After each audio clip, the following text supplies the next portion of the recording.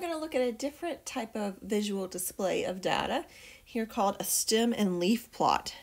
So a stem and leaf plot kind of separates our numbers into two parts, the stem and the leaf.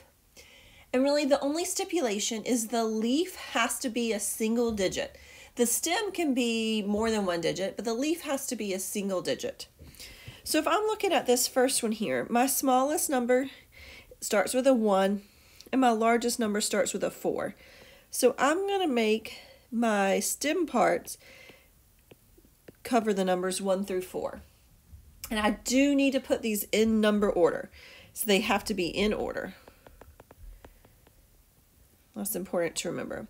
So looking at the ones, the only one I have is 9. Now I'm not going to worry about the decimal place. I'm going to take care of that in just a second.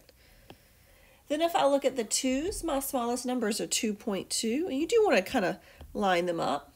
Then I've got a 2.7 and a 2.9. Now my math lab does not want you to use commas. So no commas. My math lab's very picky about that. Looking at the 3's, I've got 3.0, 3.2, and a 3.8, and then a 4.0. So there's my stem and leaf. Now I told you we would take care of the decimal place in just a second, and we're to that point. You can choose any number that you want to that's on your stem and leaf. I usually just choose the first one. So it looks like 1 with the line and then 9. And I'm going to say that means 1.9. Because I don't know if that meant 1.9, 19, or 0.19. So I've got to tell everybody what that represents. So that is a 1.9, and these are GPA. So I'm going to tell everybody how to read that number and then also what the units are. And then last, we asked you to determine the shape. So the shape is based off of these guys that we went over in the last video. So you kind of have to turn it sideways to look at it a little bit, or maybe you want to draw, a little bit of a loop around it. Is up to you. But the shape for this one looks pretty symmetrical. We've got a middle here, and it looks kind of the same on the left and right. So I'm going to call this one symmetrical.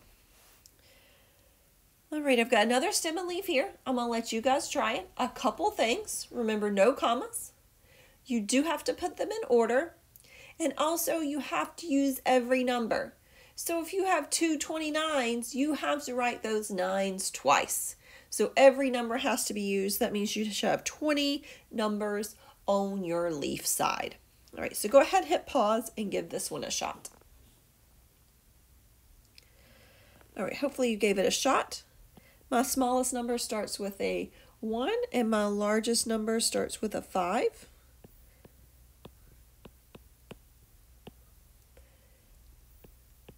And I'm just going to write each one of these leaves down. Remember, numbers that repeat, you do have to write twice.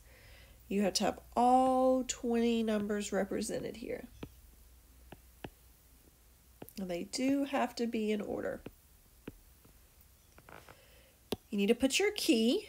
So choose any number. I'm going to choose the first one. I have to tell everybody how you read that. We read it as 15 in this one, not 0.15 or 1.5. And the units on this one are hours that we spent studying.